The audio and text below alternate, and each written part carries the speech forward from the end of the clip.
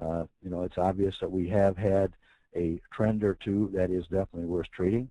As I say, first of all, let's do this. Let's put this mark up here so that to kind of be our little permanent marking place as to the potential highs on the market, and we'll put it right at the 2420 area, which will be a reference point when we get to that point later. In looking at this, we talk about the indicators that are available to us, and sometimes when you see it, when you eyeball it, you can't really pick out, you know, where is this starting and where is it ending, where's my strength, where's the weakness. So we're going to add the indicators that are available from the Vantage Point software to determine a little bit more about this market. And the first one we're going to add is going to be the predicted, the predicted medium-term exponential moving average. That's the blue line that you see there. It's a 4-day exponential moving average compared against the black line you see there is a 10-day simple moving average or the close. Moving average strategies, of course, as the angle of the moving average is a key to direction, and the crossover points are significant in terms of indicating a change in the trend of the market that it is about ready to make a move in another direction. So when we look at this, we have a couple of other indicators we're going to add on top of this. As I say, that blue line there, that predicted exponential moving average is kind of the base indicator of the trend and where it is going. You will see here that when it started to turn here, it was days. The actual moving average did not close or did not start to turn down until actually a couple of weeks later. So the blue line made an indication that the strength was kind of out of this move, and that it was time to, you know, take advantage of the dip, take some profits, and then kind of wait and see what's going to happen in the market as it makes a decision on which way to go. We're going to add a couple of other indicators here just to kind of indicate some, show some indicators that can show us some strength in the market and where the market is going to potentially go. The first one is going to be the predicted difference lines.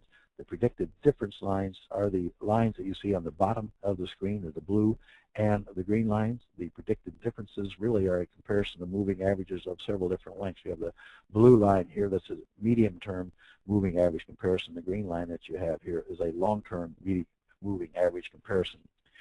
As with the moving average, you know, we would like to know what the angle of that is, whether it's going up or down.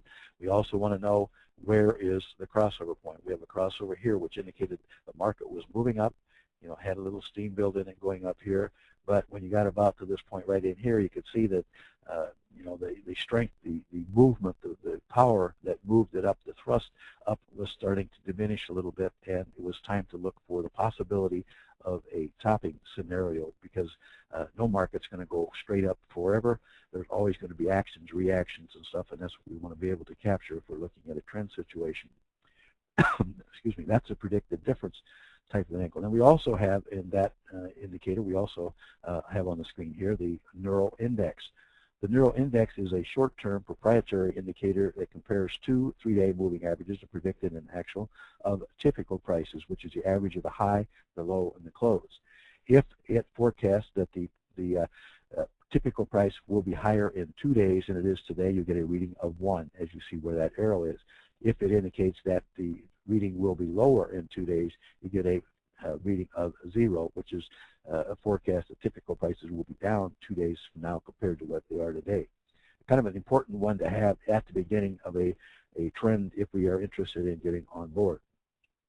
Now we're going to add another indicator here, and you know, I don't want to try to complicate it too much, but there's another indicator that's fairly important in terms of determining the trend and where it is going to go, and that indicator is going to be the predicted high and the predicted low indicators from the Vantage Point software.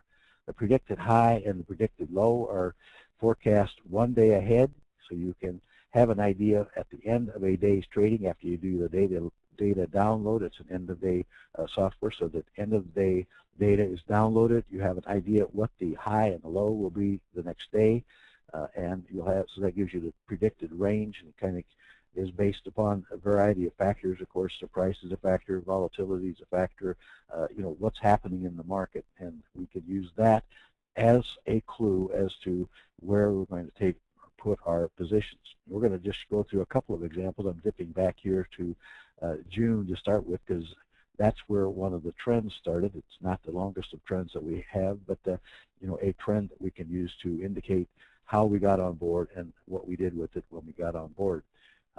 You can see we had here the situation in June. We had a predicted high here, the gold line. I should probably point out the gold line is the predicted high. That pink line that you see, or fuchsia, someone prefer, that's the predicted low. So we're going to use, I mentioned earlier, the average daily range for the NASDAQ 100 E-mini is about 40 points. That's a rough approximation, or that's what it was until we got into August, and then we might have to make some adjustments. But 40 points, and we're going to use that as our entry, kind of a gauge of where to enter the market. We're going to enter to get into a trend, because we're assuming that we're looking for a trending type of a situation. We're going to get to be a buyer, to assume that a trend will start when it is 40 points above the predicted high. The predicted high that you see at that arrow there on June 21st was 22.16, so adding 40 points onto that, we would have a buy at 22.56. Now you know we have a note that we have a strong candle here.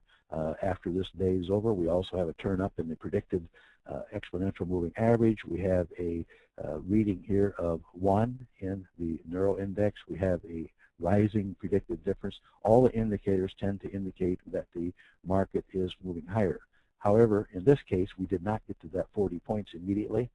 It took a couple of days before we made that 40 points higher to 22.56, and that came in about right in this vicinity right in here, where you actually would have gotten on board that market as it rose up to that particular point. So at that point you were in, and then the possibility, because of the nature sometimes of the way things happen, you can have the market turn quickly and knock you out. You might take a small loss initially before you actually have a trend that does get underway, that gives you an opportunity to be able to climb aboard a trend. So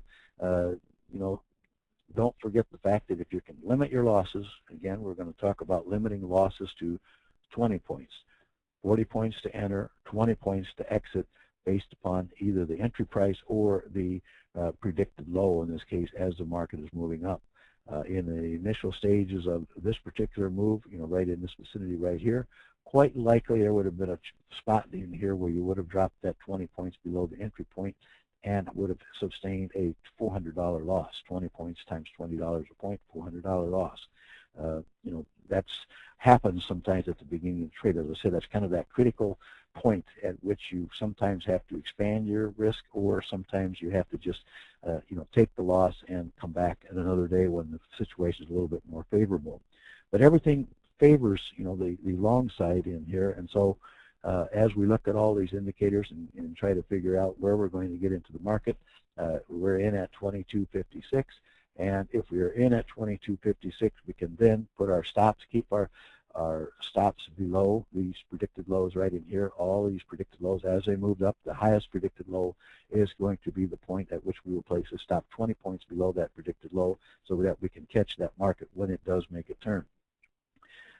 In this case, we bought, as I said, we initially bought at 22.56, and then we, might have had an issue getting stopped out. We got long, but as the market did move up and moved above the previous highs, which is another good sign. When we start out here, we had a line of highs here. We moved above it. Good sign. Another good sign that the market is ready to move on up, along with the indicator signs.